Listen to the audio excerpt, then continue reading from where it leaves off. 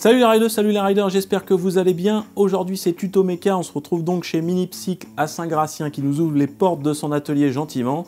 Ça c'est plutôt cool, merci à eux.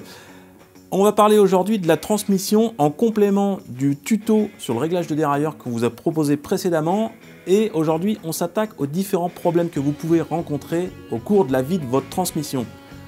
Une transmission, du coup, ça vieillit, ça s'entretient, ça s'use, et du coup il y a forcément au cours de sa vie des dysfonctionnements qui vont apparaître et on est là aujourd'hui pour identifier les problèmes et pour les régler.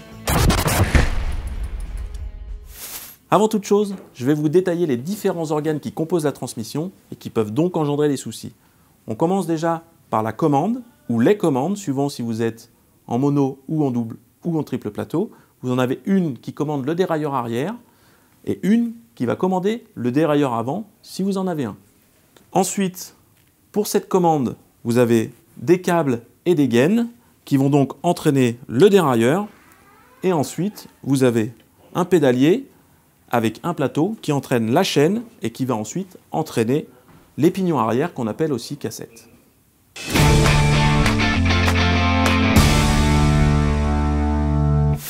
En premier problème, vous avez les butées de dérailleur qui sont mal réglées. Je suis à peu près sûr que vous avez regardé notre tuto précédent sur comment régler un dérailleur. Donc normalement, ce problème-là, vous ne devez pas l'avoir. Si vous ne l'avez pas regardé, je vous invite à le regarder. C'est là où que ça se passe et vous revenez après. Sur un dérailleur, du coup, vous avez une butée basse, une butée haute. Ce qui se passe quand votre butée basse est mal réglée, c'est que soit votre chaîne ne passe pas sur le plus petit des pignons, soit elle passe carrément derrière le pignon et vient se coincer entre votre cassette et votre cadre.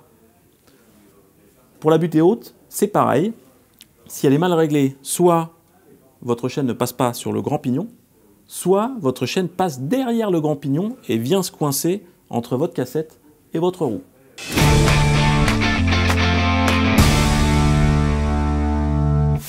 Deuxième problème que vous pouvez rencontrer, la patte de dérailleur ou le dérailleur qui est tordu. Alors sur la patte de dérailleur, en fait c'est le fusible de votre transmission. Quand vous allez vous prendre un choc ou prendre une branche à l'intérieur, votre patte va se tordre pour éviter que votre cadre pète, tout simplement. Le symptôme que ça produit, quand vous avez réglé correctement votre dérailleur, votre transmission, en fait, les vitesses vont bien passer sur les petits pignons et ça va cafouiller sur le haut.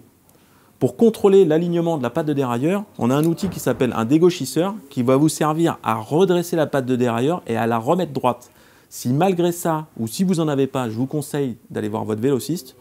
Si ça ne marche pas, changez-la, tout simplement.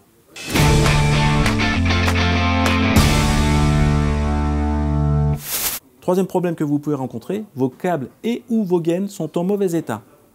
Le symptôme le plus courant, c'est qu'en fait, vous allez pouvoir monter vos vitesses, mais elles vont avoir du mal à redescendre.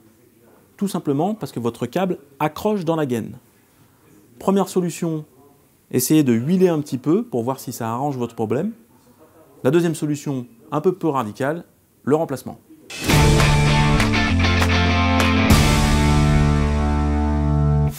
Quatrième problème que vous pouvez rencontrer, votre transmission est usée et demande un remplacement, une transmission, ça vieillit. Et il faut savoir que quand votre transmission vieillit, votre chaîne s'allonge et vient grignoter les pignons de la cassette et du plateau. Je vous conseille toujours de vérifier périodiquement l'usure de votre chaîne, c'est-à-dire l'allongement de votre chaîne. Vous avez des petits outils comme ça qui coûtent peu cher, très peu cher, et qui peuvent vous sauver la mise et vous économiser beaucoup d'argent en évitant d'avoir à changer toute la transmission. C'est tout simple. Vous allez contrôler l'allongement de la chaîne avec une pige. Si votre pige rentre dans la chaîne, rentre dans votre maillon, c'est que celle-ci est à changer. Et si elle ne rentre pas, c'est qu'on est encore tout bon. Le symptôme d'une transmission usée, c'est soit la casse de la chaîne récurrente, vous allez casser votre chaîne de manière régulière. Si vous changez une chaîne et que vous mettez une chaîne neuve, si votre cassette est usée, vous avez les vitesses qui ne vont pas mordre, c'est-à-dire que ça va faire des claques et ça ne va pas prendre. Donc c'est assez violent, on s'en rend compte assez rapidement. Et du coup, ça c'est signe que la cassette est à changer, malheureusement. Pareil pour le plateau, vous avez des signes de fatigue au niveau du plateau. On appelle ça un petit peu le chain suck. Vous avez la chaîne qui va venir remonter contre le plateau et elle peut venir se coincer. Donc là, c'est signe aussi, c'est que votre plateau commence à être usé et qu'il faut le remplacer.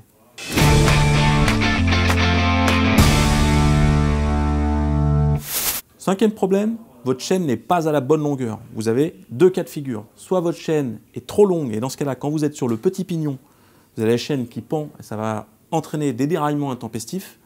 La solution, c'est bien évidemment de la raccourcir et de la mettre à la bonne longueur. Deuxième cas de figure, votre chaîne est trop courte. Et dans ce cas-là, quand vous êtes sur le grand pignon, vous avez un dérailleur qui est très tendu. Donc ça, c'est à éviter parce que ça provoque une usure prématurée. La solution, c'est bien entendu de la rallonger en rajoutant des maillons, si vous en avez gardé bien sûr.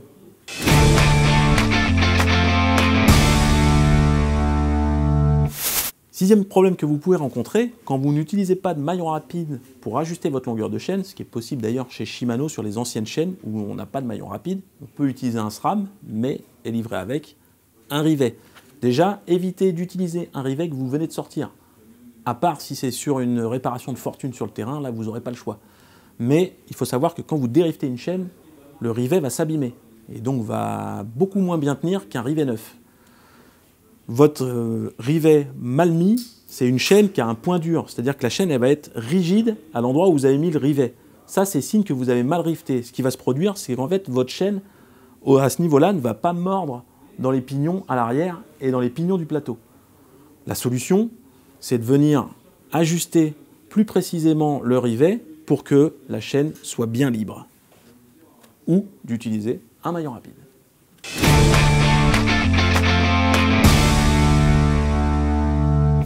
Dernier problème que vous pouvez rencontrer, c'est le réglage d'englobé qui n'est pas bon, ou encore appelé réglage de tension du dérailleur. Si votre réglage est trop desserré, votre galet enrouleur de dérailleur va être trop proche de la cassette. Quand vous allez monter sur le dernier pignon, celui-ci va venir en contact avec la cassette et du coup va empêcher le passage sur la dernière vitesse. A contrario, si vous avez un galet qui est trop serré, un réglage de tension qui est trop serré, celui-ci va être trop loin et votre réglage va être beaucoup moins précis. La solution, c'est de régler la vis d'englobé pour que votre galet soit à 5 mm du dernier pignon quand vous êtes sur la vitesse la plus haute. Voilà, on a passé en revue les différents problèmes que vous pouvez rencontrer sur une transmission. J'espère que ça pourra vous servir à résoudre vos cafouillages et vos petits soucis. Dites-le nous en commentaire si ce n'est pas le cas. Si vous voyez un autre petit souci qui peut se produire sur les transmissions également, on vous attend en commentaire. Moi, je vous dis à la semaine prochaine. Ridez bien, ridez safe. Ciao! Alors avant tout, Jamy, comment se compose une transmission VTT? T'as des lunettes? T'as pas des lunettes? T'as pas des lunettes, Jamy?